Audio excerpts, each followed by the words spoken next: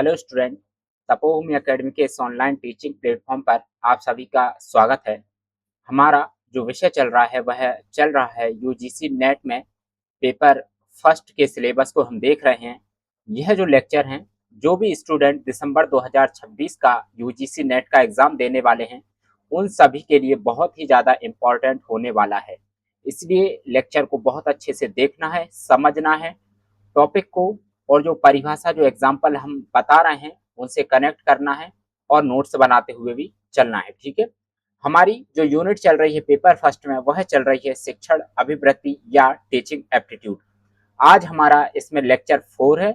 इससे पहले 3 लेक्चर हो चुके हैं। अगर अभी तक आपने उन लेक्चर को नहीं देखा है तो सबसे पहले जाकर उन लेक्चर को जरूर देख लीजिएगा, ताकि आपको ऐसा बिल्कुल भी ना लगे कि सिलेबस से कहीं भी बीच से कोई टॉपिक मिस हो रहा है। ठीक है, क्योंकि हमने पिछले लेक्चर में कुछ प्रमुख शब्दावलियां देखी हैं जिनसे कहीं ना कहीं प्रीवियस ईयर क्वेश्चन में, ठीक है, एग्जाम में क्वेश्चन पूछे गए हैं और आगे भी पूछे जाएंगे, क्योंकि वह बिल्कुल बेसिक शब्दावलियां हैं, कंसेप्ट हैं, जिनसे कि अक्सर प्रश्न पूछ लिए जाते हैं और कहीं ना कहीं वह जो शब्दावलियां हैं सिलेबस से पूरी तरह से कनेक्ट है। मानकर चलिए कि सिलेबस का वह एक आधार है। ठीक है, अगर बेस मजबूत रहेगा तो इमारत कहीं ना कहीं मजबूत ही बनेगी। इसलिए सबसे पहले तो हम विशेष जो शब्दावलियां हैं उनको समझ रहे हैं और फिर सिलेबस का एक एक टॉपिक लेकर उनको कंप्लीट करते हुए चलेंगे। अगर अभी तक आपने तपोभूमि एकेडमी का जो यूट्यूब चैनल है उसे सब्सक्राइब नहीं किया है तो सब्सक्राइब जरूर कर लीजिएगा, क्योंकि आने वाले समय में हम आपको यूट्यूब पर ही जो पेपर फर्स्ट यूजीसी नेट का उसका संपूर्ण कोर्स कंप्लीट कराने वाले हैं। लगभग 200 से अधिक लेक्चर हम आपको यूट्यूब पर ही फ्री में उपलब्ध कराएंगे और इसी के साथ में हम आपको note, test series, previous year question की जो सॉल्यूशन बुक है वह भी उपलब्ध करा रहे हैं। उसके लिए आपको क्या करना है, तपोभूमि एकेडमी का जो टेलीग्राम चैनल है उसे ज्वाइन कर लीजिएगा। वहां पर हम नोट्स अपलोड करते जा रहे हैं। ठीक है, भाग 1, भाग 2, भाग 3 के रूप में इस प्रकार से नोट्स हर यूनिट के अपलोड किए जा रहे हैं और बहुत जल्दी जैसे ही टेस्ट सीरीज बनती है हम वहां पर अपलोड कर देंगे, तो वहां से आप उसे डाउनलोड करके उसको ज्वाइन कर सकते हैं। ठीक है, तो तपोभूमि एकेडमी का जो यूट्यूब चैनल है उसे सब्सक्राइब कर लीजिएगा और टेलीग्राम चैनल को भी ज्वाइन कर लीजिएगा। ठीक है, चलिए देखते हैं। आज का जो हमारा टॉपिक है वह शिक्षण अभिक्षमता से संबंधित है कि आखिर शिक्षण अभिक्षमता क्या होती है। ठीक है, उससे पहले आपको एक बात बता देना चाहते हैं, अगर आपको थोड़ा भी ऐसा लगता है कि वीडियो की जो पिक्चर क्वालिटी है कम है तो आप उसे इंक्रीज कर लीजिएगा। ठीक है, 720 कर सकते हैं आप उसे। और अगर आपको थोड़ा भी ऐसा लगता है कि स्पीड बहुत ज़्यादा कम है तो आप उसे 1.5 करके देख सकते हैं, क्योंकि हम जो टॉपिक हैं, जो परिभाषाएं हैं, जो अवधारणाएं हैं, जो कंसेप्ट हैं, उनको एग्जाम्पल कहानियों के माध्यम से कनेक्ट करने की कोशिश करते हैं। इसलिए कहीं ना कहीं इनमें बहुत ज़्यादा टाइम लगता है और सभी स्टूडेंटों को हमें लेकर चलना पड़ता है, इसलिए गति कहीं ना कहीं धीमी भी रखनी पड़ती है। ठीक है, तो सबसे पहले तो हम आपको एक बात बता देना चाह रहे हैं कि हम एक सिद्धांत को फॉलो कर रहे हैं, जिसमें सबसे पहले तो हम पिछले लेक्चर में जो भी पढ़ते हैं उसका 5 मिनट में रिवीजन करते हैं, फिर नए टॉपिक को उठाते हैं और उस पर विस्तार से चर्चा करते हैं। तो पिछली क्लास में हमने जो प्रमुख टॉपिक पढ़ा था वह हमारा एटीट्यूड था, मनोवृत्ति क्या होती है इससे संबंधित था। इससे पहले का जो हमारा लेक्चर सेकंड हुआ था, फर्स्ट लेक्चर में हमने बहुत अच्छे तरीके से सिलेबस को डिस्कस किया था। सेकंड लेक्चर जो हुआ था, ठीक है, सेकंड लेक्चर जो हुआ था उसमें हमने शिक्षा को देखा था और एप्टीट्यूड क्या होता है उसको देखा था। ठीक है, यह हमारा एटीट्यूड है, मनोवृत्ति, और वह था हमारा एप्टीट्यूड। ठीक है, अभी क्षमता क्या होती है। अगर लेक्चर नहीं देखे हैं तो सबसे पहले जाकर सेकंड और थर्ड लेक्चर को जरूर देख लीजिएगा, ताकि जब हम कोई भी डेफिनेशन आपको पढ़ाएं तो आपको ऐसा ना लगे कि इस शब्द का अर्थ हमें नहीं बताया गया है। सबसे पहले जो लेक्चर हम ले रहे हैं उनमें विशेष शब्दावलियों पर ही फोकस करके हर एक चीज को आपको बहुत अच्छे तरीके से एक्सप्लेन कर रहे हैं। इसलिए अगर सेकंड और थर्ड लेक्चर नहीं देखें तो सबसे पहले जाकर उन लेक्चर को जरूर देख लीजिएगा। चलिए देख लेते हैं। थर्ड लेक्चर में हमने देखा था एप्टीट्यूड या मनोवृत्ति क्या होती है। किसी भी व्यक्ति, वस्तु, घटना के प्रति हमारा जो नजरिया होता है उसको एटीट्यूड कहा जाता है, उसे ही मनोवृत्ति कहा जाता है। याद रखिए, हम रिवीजन करा रहे हैं इसलिए फास्ट तरीके से बिल्कुल 5 मिनट में रिवीजन करेंगे। इससे पहले जो लेक्चर हुआ था वहां पर परिभाषा भी आपको लिखाई गई थी और बहुत अच्छे तरीके से टॉपिक को एक्सप्लेन किया था। ठीक है, तो एटीट्यूड क्या होता है, किसी भी व्यक्ति, वस्तु, घटना या परिस्थिति के प्रति हमारा जो नजरिया होता है उसे ही एटीट्यूड या मनोवृत्ति कहा जाता है। यह कितने टाइप का होता है? यह 3 प्रकार का होता है, जिसमें हमने देखा था पॉजिटिव, न्यूट्रल और एक देखा था हमने नेगेटिव। यह 3 प्रकार का होता था। इसमें हमने एक विद्यार्थी का एग्जाम्पल देखा था कि जो कि अपने जो स्कूल में, जो विद्यालय में जो एग्जाम होते हैं उनमें फेल हो जाता है, उसके बाद भी उसका पॉजिटिव एटीट्यूड होता है और वह बिल्कुल दिमाग में ठान लेता है कि अगली बार जैसे ही एग्जाम होगा मैं उसमें टॉप करूंगा। न्यूट्रल जो नजरिया हमने देखा था, उसमें देखा था कि किस प्रकार जब चुनाव का समय होता है तो वहां पर हम और बहुत ऐसे जो व्यक्ति होते हैं उनका चुनाव के प्रति जो नजरिया होता है न्यूट्रल होता है, मतलब कोई भी प्रतिक्रिया नहीं करना कि कौन चुनाव में खड़ा हो रहा है, क्या परिणाम रहे और कौन जीत रहा है। ठीक है, इस बात से उन्हें कोई भी लेना देना नहीं होता है, मतलब कोई भी प्रतिक्रिया न करना। तो यह हो गया हमारा न्यूट्रल नजरिया। अगला जो है नेगेटिव एटीट्यूड। ठीक है, नेगेटिव एटीट्यूड में हमने एग्जांपल देखा था कि बाहर बारिश हो रही है और कोई व्यक्ति, मान लीजिए व्यक्ति या विद्यार्थी ऑफिस जा रहा है, तो ऐसे में उन्हें ऐसा लगता है, मतलब उनका जो दिमाग होता है उसमें वह पहले से ही थॉट बना लेते हैं कि आज मेरा दिन जो है बुरा जाएगा, बाहर बारिश होने लगी, कैसे मेरा काम चलेगा। ठीक है, वहीं कुछ लोग ऐसे होते हैं जो इसी बारिश का आनंद लेते हुए मस्त ऑफिस या स्कूल चले जाते हैं। ठीक है, आपने देखा होगा कुछ बच्चों को और कुछ ऐसे लोगों को भी।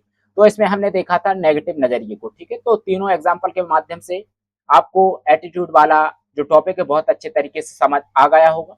इसमें हमने मनोवृत्ति के 3 घटक देखे थे। ठीक है, भावनात्मक, अफेक्टिव, बिहेवियरल और कॉग्निटिव। भावनात्मक मतलब हमारे मन की भावना या एहसास, व्यवहारिक मतलब हमारा व्यवहार या हम क्या कदम उठाते हैं, संज्ञानात्मक मतलब हमारे विचार या ज्ञान या विश्वास। ठीक है, इसमें हमने कैब मॉडल को देखा था। इसे कैब या एबीसी दोनों मॉडल बोला जाता है। ठीक है, ए अफेक्टिव, बी बिहेवियरल और कॉग्निटिव, सी मतलब कॉग्निटिव। ठीक है, मतलब दिमाग क्या महसूस करता है, सॉरी यहाँ पर दिमाग क्या सोचता है, दिल कैसा महसूस करता है और उसे के बाद हमारे क्या विश्वास बनते हैं, क्या विचार बनते हैं हमारे संज्ञान के लेवल पर। ठीक है, इसको हमने 2 एग्जाम्पल के माध्यम से समझा था। एक तो योगा का एग्जाम्पल लिया था, दूसरा प्लास्टिक यूज का एग्जाम्पल लिया था। योगा के एग्जाम्पल में हमने इसको कनेक्ट करने की कोशिश की थी कि अफेक्टिव मतलब कि अगर हम सोचते हैं ऐसा, ठीक है, मानसिक लेवल पर कि हाँ मैं योगा करूंगा तो मुझे मानसिक शांति मिलेगी, अच्छा महसूस होगा। बिहेवियरल में हमने क्या देखा था, हमने योगा करना स्टार्ट कर दिया। और कॉग्निटिव में हमारे विश्वास जो विचार बने उसके बाद कि अब मैं हमेशा स्वस्थ रहूंगा। तो आप इसे यहाँ पर भी अप्लाई कर लीजिएगा। ठीक है, और प्लास्टिक यूज में हमने एक बच्चे का एग्जाम्पल देखा था कि किस प्रकार वह मार्केट प्लास्टिक की थैली लेकर रोज जाता है और एक दिन वह नदी के किनारे से गुजर रहा होता है। वहां वह देखता है कि जो हम प्लास्टिक यूज करते हैं, जो प्लास्टिक के जितने भी सामान है, थैली वगैरह हैं, उनको नदियों में फेंक देने से कहीं ना कहीं वहां के जीवों को नुकसान हो रहा है, वह विलुप्त हो रहे हैं। और फिर उसके बाद उसके संज्ञान में परिवर्तन आता है इस घटना को वो देखने के बाद। ठीक है, और फिर बाद में वह प्लास्टिक के जो सामान है, जो थैली है, उनको यूज करना बंद कर देता है। तो यहाँ पर भी इस एग्जाम्पल के माध्यम से हमने इसको समझने की कोशिश की थी। आज का हमारा जो प्रमुख टॉपिक है वह है शिक्षण अभिक्षमता या टीचिंग एप्टीट्यूड क्या होता है। ठीक है, इसका सिंपल सा अर्थ आपको समझना है कि प्रशिक्षण के माध्यम से शिक्षण व्यवसाय में दक्षता प्राप्त करने से है। ठीक है, अभी इसको एग्जाम्पल के माध्यम से भी समझेंगे। पहले इस परिभाषा को देख लीजिए। शिक्षण अभिक्षमता से तात्पर्य प्रशिक्षण के माध्यम से शिक्षण के व्यवसाय में दक्षता प्राप्त करने की क्षमता से है। इसको एक एग्जाम्पल के माध्यम से, एक कहानी के माध्यम से कनेक्ट करने की कोशिश करते हैं। यहाँ पर एग्जाम्पल करके नोट कर लीजिए। पहले ही बताया गया है, कॉपी और पेन लेकर जरूर बैठना है, बगैर नोट्स बनाए हुए काम नहीं हो सकता है। क्योंकि आपको जो नोट्स प्रोवाइड कराए जा रहे हैं उनमें लाइन बाय लाइन कोई भी एग्जाम्पल, कोई भी कहानियां ऐड नहीं किए गए हैं। ठीक है, यह शिक्षक के अपने अनुभव द्वारा उनमें ऐड किए जाते हैं, इसलिए आपको हर एक चीज बिल्कुल नोट्स में लिखते हुए चलना है। अगर यहाँ पर कनेक्ट कर लेंगे तो जो परिभाषाएं हैं, जो थ्योरी हैं, जो अवधारणाएं हैं, वह लंबे समय तक आपको याद रहने वाली हैं। चलिए देख लेते हैं। प्रशिक्षण के माध्यम से शिक्षण व्यवसाय में दक्षता प्राप्त करने की प्रक्रिया से है। इसमें अमित की कहानी के माध्यम से हम इसको समझने की कोशिश करेंगे। ठीक है, सबसे पहले तो यहाँ पर प्रशिक्षण का सिंपल सा अर्थ लिख लीजिए। प्रशिक्षण का जो अर्थ है वह है तराशने की प्रक्रिया। ठीक है, तराशने की प्रक्रिया। एक लाइन में इसका अर्थ समझें तो प्रशिक्षण का मतलब है तराशने की प्रक्रिया। ठीक है, मान लीजिए अमित नाम का एक व्यक्ति है, उसमें नोट करते हुए चलिएगा। याद रखिएगा यहाँ पर हर एक चीज मतलब या पूरी कहानी नहीं लिखी जा सकती। कुछ मेन जो वर्ड होंगे उनको हम लिखेंगे, बाकी आप इसको नोट करना है बहुत अच्छे से। अगर परिभाषा को लंबे समय तक याद रखना है तो बिल्कुल जो एक एक वर्ड बोल रहे हैं उसको नोट करते हुए चलिएगा। बाकी आप जब 4-5 बार इसका रिवीजन कर लेंगे तो शॉर्ट नोट्स के रूप में बाद में इसको जैसे हम कन्वर्ट कर रहे हैं इसी प्रकार से कन्वर्ट कर लीजिएगा, ठीक है। मान लीजिए अमित में कुछ स्वाभाविक गुण होते हैं, जैसे धैर्य, ठीक है, साफ सुथरी उसकी आवाज, धैर्य, साफ सुथरी आवाज, और किसी भी टॉपिक को वह अपने दोस्तों के बीच बहुत अच्छे तरीके से एक्सप्लेन कर देता है, ठीक है। कौन कौन से स्वाभाविक गुण होते हैं अमित में? धैर्य होता है, एक साफ सुथरी आवाज होती है, और वह किसी भी टॉपिक को अपने दोस्तों के बीच बहुत अच्छे तरीके से एक्सप्लेन कर देता है। यह सब क्षमताएं उसकी दिखा रही थी कि अगर वह शिक्षण के व्यवसाय में आता है तो कुछ बेहतर कर सकता है और वह आगे जाकर एक बेहतरीन शिक्षक बन सकता है, ठीक है। तो यहाँ पर क्या करता है, वह बीएड में एडमिशन लेता है, ठीक है। बीएड में वह एडमिशन लेता है, वहां पर सीखता है कि किस प्रकार पाठ्य योजना बनाई जाती है, किस प्रकार जो विद्यार्थी हैं उनके मनोविज्ञान को समझा जाता है। वह सीखता है कि किस प्रकार शिक्षण की फील्ड में जो परिस्थितियां आती हैं कठिन से कठिन, उनका किस प्रकार समाधान निकाला जाता है, किस प्रकार विद्यार्थियों को मैनेज किया जाता है, ठीक है। पाठ्य योजना बनाना सीखना, और कहीं ना कहीं वह ऐसे गुण सीखता है जो कि शिक्षण की फील्ड में आवश्यक होते हैं, ठीक है। यह सब वह अपने बीएड के कोर्स के दौरान सीखता है, मतलब प्रशिक्षण जो है तराशने की प्रक्रिया, ठीक है। बीएड के दौरान क्या चलती है उसकी तराशने की प्रक्रिया, मतलब बीएड खत्म होते होते वह शिक्षण के जो सारे गुण हैं वह सब बहुत अच्छे से सीख जाता है। अब क्या होता है, शिक्षण व्यवसाय। शिक्षण व्यवसाय में फिर उसकी क्या होती है, शिक्षण व्यवसाय में उसकी एंट्री होती है, मतलब वह एक विद्यालय में अप्लाई करता है कि हाँ मुझे यहाँ पर पढ़ाने आना है, और फिर उसका सिलेक्शन हो जाता है तो वह पढ़ाने जाता है।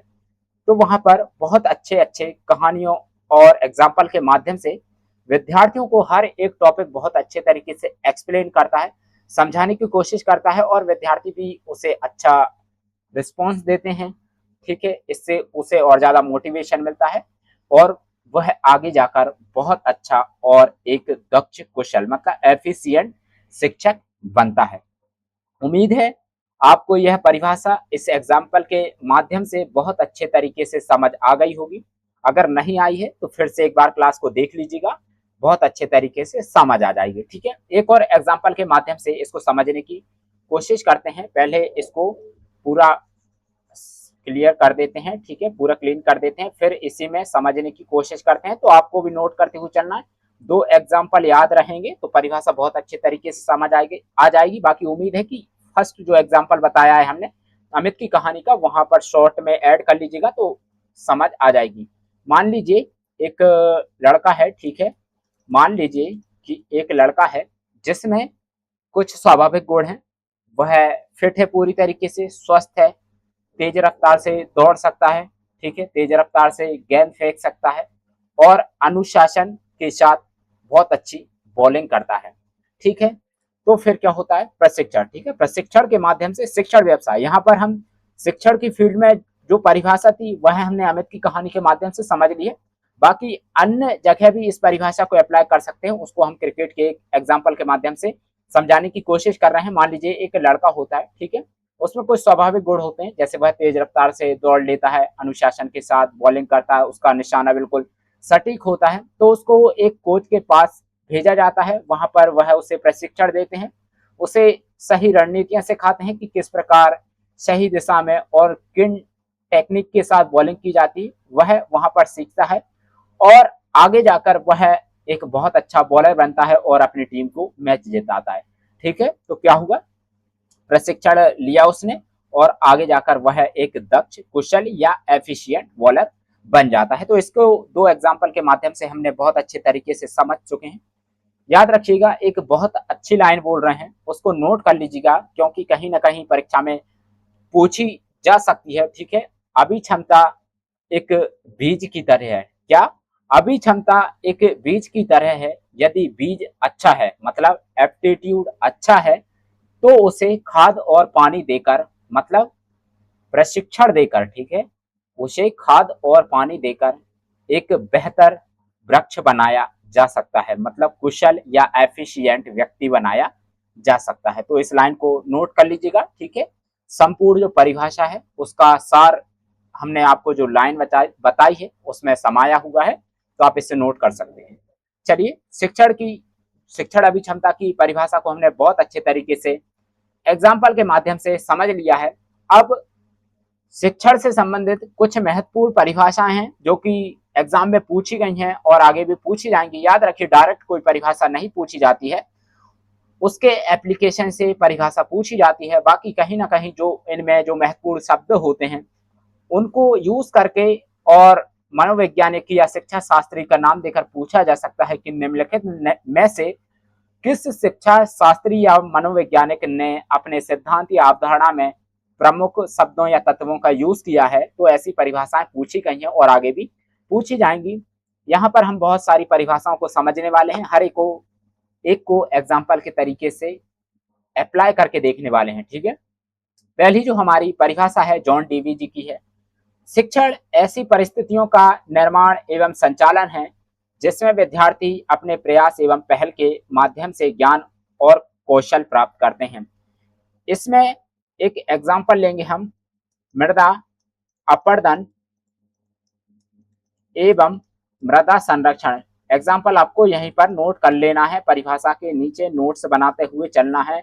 जितना ज्यादा लिखेंगे, जितना ज्यादा नोट्स बनाएंगे, उतने ही लंबे समय तक चीजें आपको याद रहने वाली हैं, ठीक है। एग्जाम में कोई भी कितना ही कठिन प्रश्न आ जाए, आपको कोई भी कठिनाई नहीं होगी अगर आपने एग्जाम्पल से कनेक्ट करके परिभाषा को पढ़ा हुआ है, अच्छे से समझा हुआ है, ठीक है। तो एग्जाम्पल ले लेते हैं मृदा अपरदन एवं मृदा संरक्षण का। इसमें भूगोल के एक शिक्षक होते हैं, वह विद्यार्थियों को जो टॉपिक समझाना चाहते हैं वह है मृदा अपरदन एवं मृदा संरक्षण का। वह चाहे तो ब्लैक बोर्ड पर सीधे जाकर, ठीक है, कक्षा में जाएं और ब्लैक बोर्ड पर लिख दें कि आज का हमारा टॉपिक है मृदा अपरदन एवं मृदा संरक्षण, और सीधा मृदा की जो परिभाषा है उसे नोट कर दें कि मृदा की ऊपरी परत का क्षय या क्षरण होना मृदा अपरदन कहलाता है। तो यह तो हो गया कि उनको रट्टा मरवा दिया, ठीक है, कि हाँ इस परिभाषा को नोट कर लीजिए और रट लीजिए और एग्जाम में जब आए तो इसे टिप दीजिएगा। इस प्रकार से समझाना होता है एक। और एक है जॉन डीवी जी की परिभाषा के अकॉर्डिंग समझाना। तो हम इसी एग्जाम्पल को इस परिभाषा में अप्लाई करने की कोशिश कर रहे हैं। शिक्षण ऐसी परिस्थितियों का निर्माण एवं संचालन है, ठीक है, निर्माण एवं संचालन है जिसमें विद्यार्थी अपने प्रयास एवं पहल के माध्यम से ज्ञान और कौशल प्राप्त करते हैं। शिक्षक विद्यार्थियों से बोलते हैं कि आप बाहर जाइए ग्राउंड में, वहां से मृदा की 2 लेयर लेकर आइए, ठीक है। मान लेते हैं एक लेयर हो गई हमारी ए और एक लेयर हो गई हमारी बी। वह विद्यार्थियों से बोलते हैं कि मृदा की 2 लेयर लेकर आइए, एक ऐसी लेयर जिसमें कुछ वृक्ष लगे हों, ठीक है, जिसमें कुछ वृक्ष लगे हों और कुछ घास लगी हो, और दूसरी एक ऐसी लेयर लेकर आइए जिसमें किसी भी प्रकार के कोई वृक्ष या घास ना लगी हो। विद्यार्थी दोनों लेयर लेकर आ जाते हैं और फिर शिक्षक उनसे बोलते हैं कि अब आप इसमें निरंतर पानी डालिए, ठीक, अब आप इसमें दोनों जो लेयर है निरंतर पानी डालिए उनमें। तो विद्यार्थी देखते हैं कि जब हम एक ऐसी मृदा जिसमें वृक्ष और घास लगी हुई है उसमें जब निरंतर पानी डालते हैं तो कहीं ना कहीं जो पानी है वह बिल्कुल साफ सुथरा वहां से निकलता है, ठीक है, क्योंकि जो वृक्षों की जड़ें हैं वह मृदा को बांधे हुए हैं, जिसकी वजह से मृदा नहीं बह पाती है। और दूसरी लेयर में विद्यार्थी देखते हैं कि जिस मृदा में कोई भी पेड़ पौधे या घास नहीं लगी हुई थी, वहां की जो मृदा की लेयर है वह पूरी तरीके से बह जाती है और पानी पूरी तरीके से अपारदर्शी हो जाता है। यहाँ विद्यार्थी स्वयं प्रयास एवं पहल के माध्यम से सीखते हैं। सबसे पहले तो शिक्षक ने ऐसी परिस्थितियों का निर्माण किया, ठीक है, उनको बोला कि आप स्वयं जाइए मृदा की जो लेयर हैं लेकर आइए, और संचालन कैसे उन्होंने स्वयं किया, ठीक है, पानी स्वयं डाला, मृदा की लेयर स्वयं लेकर आए और प्रयास एवं पहल के माध्यम से करके सीखा, ठीक है। तो प्रयास एवं पहल के माध्यम से ज्ञान एवं कौशल प्राप्त करना है। यहाँ पर जैसे ही विद्यार्थी दोनों लेयर पर निरंतर पानी डालते हैं तो वह समझ जाते हैं कि हाँ, जिस मृदा में पेड़ पौधे लगे होते हैं उस मृदा की ऊपरी परत का क्षय या क्षरण नहीं होता है, और जिस मृदा में, ठीक है, जिस मृदा में पेड़ पौधे लगे होते हैं उसकी जो ऊपरी परत है उसका क्षरण नहीं होता है, लेकिन जिस मृदा में पेड़ पौधे नहीं लगे होते हैं उसकी जो ऊपरी परत है उसका क्षय या क्षरण हो जाता है। यहाँ पर ज्ञान और कौशल उन्हें क्या प्राप्त हुआ? ज्ञान यहाँ पर उन्हें प्राप्त हुआ। मृदा अपरदन और मृदा संरक्षण क्या होता है, इस एग्जाम्पल के माध्यम से वह बेहतर तरीके से समझ चुके हैं। और कौशल उन्हें क्या प्राप्त हुआ? कौशल यह प्राप्त हुआ कि मृदा अपरदन का एक बेहतर जो डायग्राम है वह बनाना सीख गए। और यहाँ पर उन्होंने वैज्ञानिक तरीके से करके सीखा, ठीक है, प्रत्यक्ष करके उन्होंने सीखा है। तो कौशल क्या हुआ? अवलोकन करके उन्होंने सीखा प्रत्यक्ष तरीके से। तो कौशल यह प्राप्त हुआ कि वह मृदा अपरदन का एक बेहतर डायग्राम बनाना सीख चुके हैं। अगली जो हमारी परिभाषा है इसमें वह है जैक्सन की, इसको सही कर लीजिएगा, शिक्षण है यह, ठीक है। शिक्षण दो या दो से अधिक व्यक्तियों के बीच आमने सामने की प्रक्रिया है जिसमें एक व्यक्ति शिक्षक अन्य प्रतिभागियों विद्यार्थियों में विशिष्ट परिवर्तन लाने का प्रयास करता है, ठीक है। एक व्यक्ति कौन है? एक व्यक्ति है इसमें शिक्षक और दूसरे व्यक्ति जो हैं वह है विद्यार्थी, ठीक है। एक है शिक्षक और दूसरे हैं विद्यार्थी। इनको नोट करते हुए भी चलना है, जब भी परिभाषा बहुत अच्छे तरीके से समझ आएगी।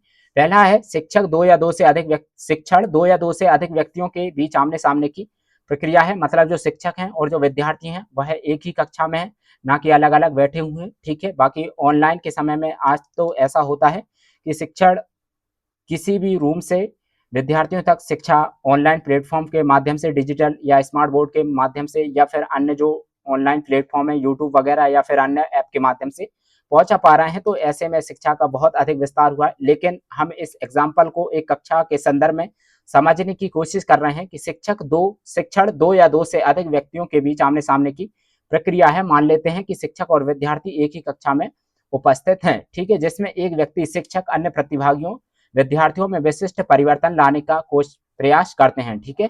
एक शिक्षक जो कि पूरी तरह कौशल, ठीक है, शिक्षण कौशल अनुभव, शिक्षण कौशल अनुभव और ज्ञान से समृद्ध हैं। और दूसरे हैं विद्यार्थी जो कि सीखने के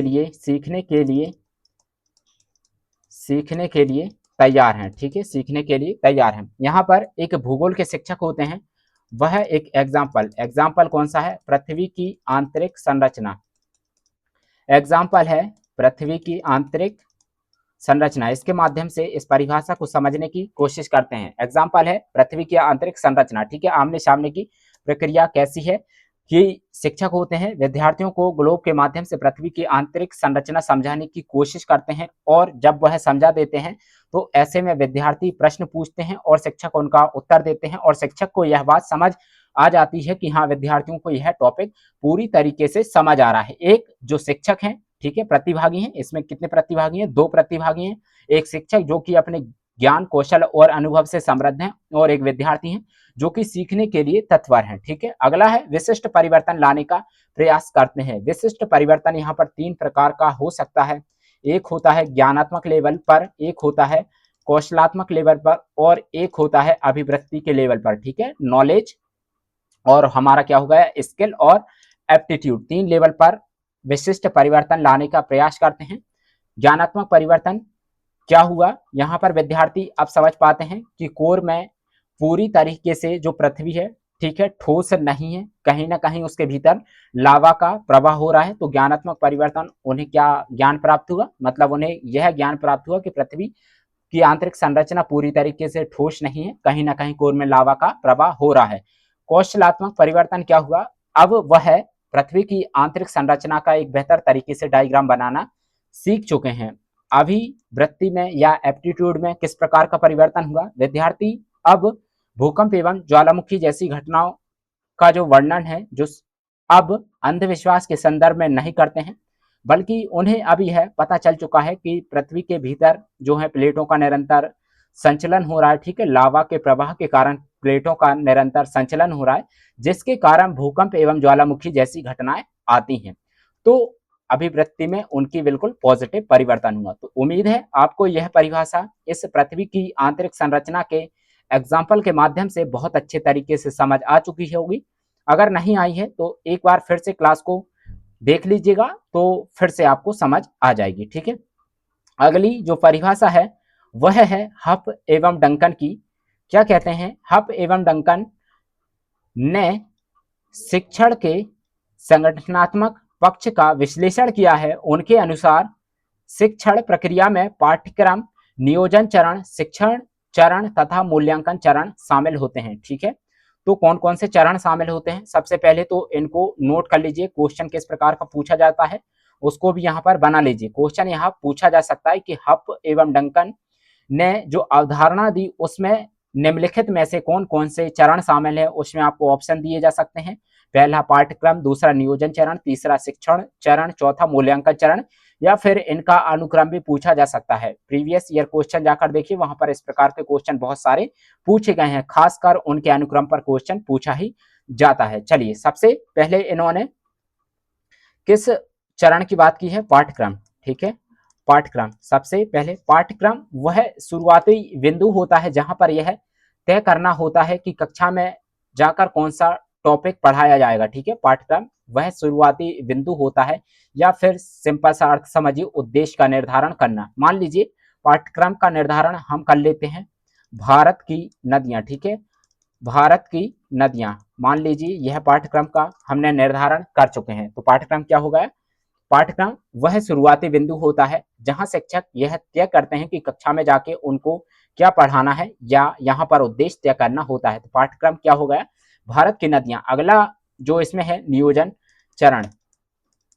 नियोजन चरण शॉर्ट में लिख दे रहे हैं, लेकिन आपको पूरा लिखना है। ठीक है, नियोजन चरण, यहाँ पर शिक्षक रणनीति बनाते हैं कि जिस टॉपिक को हम कक्षा में पढ़ाने वाले हैं उसको किस प्रकार से कक्षा में प्रस्तुत करेंगे। क्या मानचित्र का यूज करेंगे, या फिर फ्लो चार्ट का? ठीक है, फ्लो चार्ट का यूज करेंगे, या फिर मैप के माध्यम से टॉपिक को एक्सप्लेन करेंगे। तो यहाँ पर सिंपल सा है कि रणनीति बनाई जाती है कि किस प्रकार से टॉपिक को कक्षा में प्रस्तुत करना है। अगला जो चरण है वह है शिक्षण चरण। शिक्षण चरण में वास्तविक प्रस्तुति होती है। ठीक है, वास्तविक प्रस्तुति कक्षा में दी जाती है। शिक्षण चरण में जो शिक्षक होते हैं कक्षा में जाते हैं और जो भारत की नदियां हैं उनको मैप में ड्रॉ करते हैं, और एक एक पर उंगली रख के यह बताते हैं कि यह नदी इस राज्य से होकर गुजर रही है, यह उसका उद्गम स्थल है। ठीक है, यह उसका विसर्जन स्थल है। तो हर एक चीज को विस्तार से मैप पर समझाते हैं। ठीक है, इसमें शिक्षण चरण में कक्षा में वास्तविक प्रस्तुतिकरण देना शामिल होता है। अगला जो चरण है वह है मूल्यांकन चरण। मूल्यांकन चरण में विद्यार्थियों का टेस्ट लेना शामिल होता है। मतलब यहाँ पर उनकी प्रभावशीलता की जांच की जाती है कि उन्होंने टॉपिक को बहुत अच्छे तरीके से समझा है या नहीं। ठीक है, उम्मीद है आपको यह हर एक शब्द, हर एक चरण बहुत अच्छे तरीके से समझ आ गया होगा। यहाँ पर इनके सामने इस प्रकार से शॉर्ट में अगर एग्जाम्पल ऐड कर लेंगे तो और अच्छे तरीके से यह टॉपिक समझ आ जाएगा। अगली जो नेक्स्ट डेफिनेशन है वह है बीओ स्मिथ की। बीओ स्मिथ क्या कहते हैं? शिक्षण क्रियाओं की ऐसी प्रणाली है जिसका उद्देश्य अधिगम उत्पन्न करना है।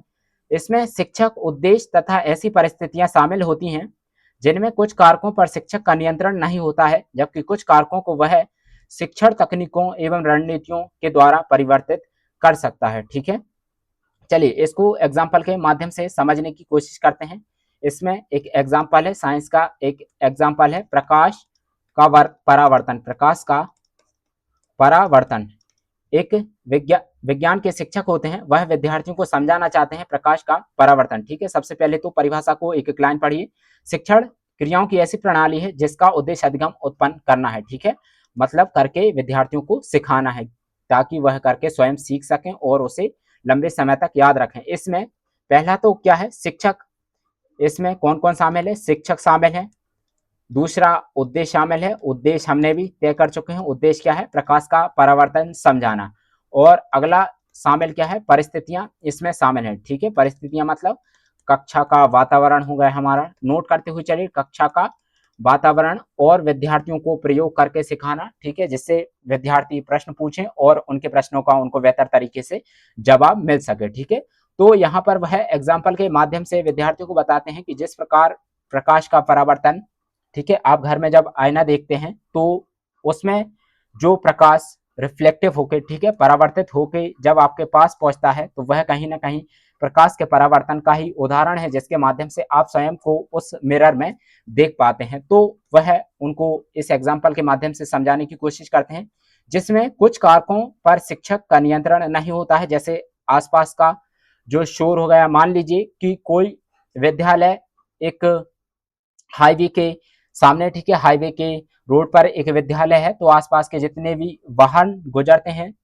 तो उनके जो हॉर्न होते हैं या उनका जो शोर होता है, उन कारकों पर शिक्षक का कोई भी नियंत्रण नहीं होता है। और एक अन्य कारक जो यहाँ पर हो सकता है वह है विद्यार्थी का मूड, ठीक है, इस पर भी शिक्षक का कोई नियंत्रण नहीं होता है। जबकि कुछ कारकों को वह शिक्षण रणनीतियों एवं तकनीकों द्वारा परिवर्तित कर सकता है, ठीक है, सॉरी, परिवर्तित कर सकता है, परिवर्तित कर सकता है मतलब किस प्रकार की तकनीक, वह यह तय कर सकता है कि इस प्रकाश के परावर्तन का जो टॉपिक है उसे किस प्रकार से समझाना है, क्या उसे एक आईने के एग्जाम्पल के माध्यम से समझाना है या फिर एक टॉर्च के एग्जाम्पल के माध्यम से उसे एक्सप्लेन करना है, या फिर विद्यार्थियों को प्रैक्टिकल करके सिखाना है, या फिर उनका कोई ग्रुप बना देना है ताकि वह खुद स्वयं करके सीख सके, ठीक है। तो इन सब चीजों पर शिक्षक का पूरी तरीके से नियंत्रण होता है, ठीक है। इसमें तो फिर से एक्सप्लेन कर रहे हैं, तो समझिए, शिक्षण क्रियाओं की ऐसी प्रणाली है जिसका उद्देश्य अधिगम उत्पन्न करना है। इसमें शिक्षक, उद्देश्य तथा ऐसी परिस्थितियां शामिल होती हैं, ठीक है। एक कौन शामिल है? शिक्षक। अगला उद्देश्य शामिल है कि प्रकाश का परावर्तन समझाना है, एक्सप्लेन करना है। और परिस्थितियां शामिल हैं, कौन सी? कक्षा का वातावरण बिल्कुल शांत है, विद्यार्थी बैठे हुए हैं क्योंकि वह समझना चाहते हैं कौन सा टॉपिक, प्रयोग करके प्रकाश का परावर्तन समझना चाहते हैं, ठीक है। और शिक्षक उन्हें समझाते हैं और वह प्रश्न भी पूछते हैं। इससे शिक्षक भी अंदाजा लगा सकते हैं कि हाँ, विद्यार्थियों को जो टॉपिक है वह समझ आ रहा है। इसमें कुछ कारकों पर शिक्षक का नियंत्रण होता है, जैसे सॉरी, नियंत्रण नहीं होता है, ठीक है, जैसे विद्यार्थियों का मूड हो गया, या फिर जो परिवहन मार्ग पर जो विद्यालय होता है उसके आसपास जो वाहन चलते हैं वहां पर जो वाहनों का हॉर्न हो गया, ठीक है, या फिर अन्य कोई, जैसे मौसम की वजह से क्लास में जो माहौल होता है वह पूरी तरीके से अंधेरे जैसा हो जाता है। मान लीजिए कि बारिश का सीजन चल रहा है, ठीक है, ऐसे में बादल छाए रहते हैं और जो कक्षा का वातावरण होता है वह पूरी तरीके से डार्क हो जाता है, ठीक है। तो ऐसे कुछ कारकों पर शिक्षक का कोई नियंत्रण नहीं होता है, जबकि अन्य कारकों पर शिक्षक का नियंत्रण होता है। वह तकनीकों एवं रणनीतियों के माध्यम से उन्हें परिवर्तित कर सकता है, जैसे प्रयोग करके उन्हें सिखाना, ठीक है, ग्रुप बना देना ताकि वह करके सीख सकें। तो आज हमने 4 महत्वपूर्ण परिभाषाएं देखी और शिक्षण अभिक्षमता का अर्थ समझा। 4 महत्वपूर्ण परिभाषाएं, पहली थी जॉन डेवी जी की, दूसरी ही थी जैक्सन की, ठीक है। जॉन डेवी में हमने मृदा अपरदन एवं मृदा संरक्षण के एग्जाम्पल के माध्यम से इसे समझा। जैक्सन की जो परिभाषा थी उसमें हमने पृथ्वी की आंतरिक संरचना के एग्जाम्पल के माध्यम से इसे समझा। और हफ एवं डंकन की जो परिभाषा थी उसमें भारत की नदियों के एग्जाम्पल के माध्यम से इसे समझा।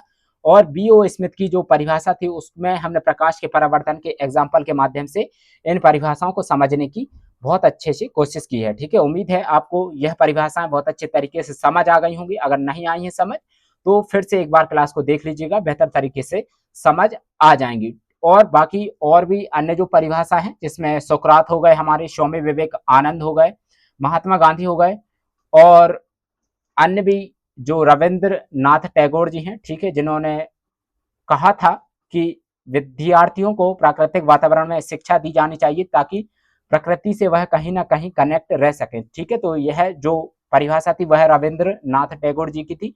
और बाकी अन्य भी जो परिभाषाएं हैं उनको कल की कक्षा में देखेंगे, ठीक है। बाकी जब तक इन प्रमुख परिभाषाओं, जो कि 4 मनोवैज्ञानिक या शिक्षा शास्त्रियों की परिभाषाएं थी, इनको बहुत अच्छे तरीके से कर लीजिएगा। और जितने भी एग्जाम्पल बताए हैं उनको परिभाषा के नीचे ही नोट कर लेना है और कनेक्ट करने की कोशिश कर लेना है, ठीक है। अगर अभी तक तपोभूमि एकेडमी का जो यूट्यूब चैनल है उसे सब्सक्राइब नहीं किया तो सब्सक्राइब कर लीजिएगा, और जो हमारा टेलीग्राम चैनल है उसे भी ज्वाइन कर लीजिएगा, क्योंकि वहां पर ही सभी जो स्टडी मटेरियल है समय समय पर अपलोड किया जा रहा है, ठीक है। तो पढ़ते रहिएगा, बहुत अच्छे तरीके से रिविजन कर लीजिएगा। मिलते हैं नेक्स्ट लेक्चर में। शुक्रिया।